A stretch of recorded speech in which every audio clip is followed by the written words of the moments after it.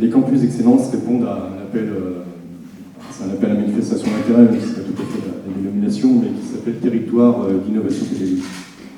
Donc territoire d'innovation pédagogique, on s'inscrit absolument là-dedans. Vous êtes ici dans un amphithéâtre qui appartient à une école de renommée internationale qui est l'INSA et qui est membre du campus d'excellence mobilité et transport intelligent. Un campus d'excellence, c'est un campus qui va rassembler des lycées, de la formation que l'on appelle académique, de l'enseignement secondaire, mais également des établissements supérieurs. Alors j'ai cité l'INSA, ça m'ennuie de ne pas citer les autres qui sont partenaires de mon réseau, donc pardonnez-moi, mais je vais le faire. Donc il y a l'INP, l'Institut national polytechnique ENSAID de Toulouse, et puis l'Université Paul Sabatier, pour ce qui est de la dimension universitaire. Et puis quand vous êtes sur la labellisation excellence, vous allez chercher quelque chose de plus, et ce quelque chose en plus, c'est pas forcément les entreprises, même si elles sont toujours présentes, mais le quelque chose en plus sur l'excellence, on va aller le chercher sur les laboratoires de recherche. Aujourd'hui, alors pour nous, il y a le LAS, il y a le RIT, il y en a un peu la place, voilà, je ne vais pas tous les citer, mais quand vous associez sur une thématique qui est un enjeu, comme ça a été rappelé tout à l'heure, un enjeu économique majeur, un enjeu de développement, un enjeu qui touche à ce que demain, l'industrie française sera en termes de force et de présence sur le plan international. Quand vous êtes sur ces enjeux-là, vous êtes obligé forcément de croiser des entreprises qui sont dynamiques et motrices.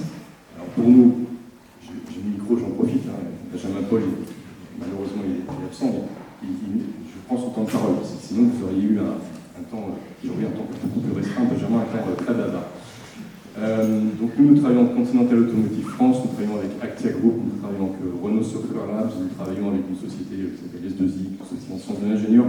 Nous travaillons avec d'autres partenaires qui vont nous rejoindre progressivement, Vitesco Technologies, etc., etc. Donc vous associez sur une thématique industrielle clé des entreprises, des écoles d'ingénieurs, des établissements de formation professionnelle et technologique et des laboratoires de recherche, et vous êtes sur quelque chose qui est un objet assez complexe. Sincèrement, un campus d'excellence, c'est extrêmement complexe à piloter, à faire fonctionner. Alors, on a une double tutelle. On a une tutelle État et région, la collectivité territoriale forcément, qui est très impliquée dans les gouvernances de ces objets.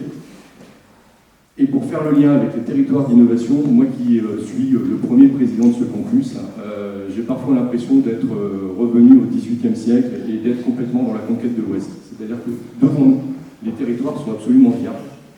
Il n'y a rien, on découvre tous les jours, on apprend à marcher en marchant, comme on dit trivialement. Mais c'est notre quotidien à tous et à tous les acteurs, donc, que ce soit le monde économique, que ce soit le monde académique, mais on est vraiment sur quelque chose de complètement innovateur et à construire en permanence.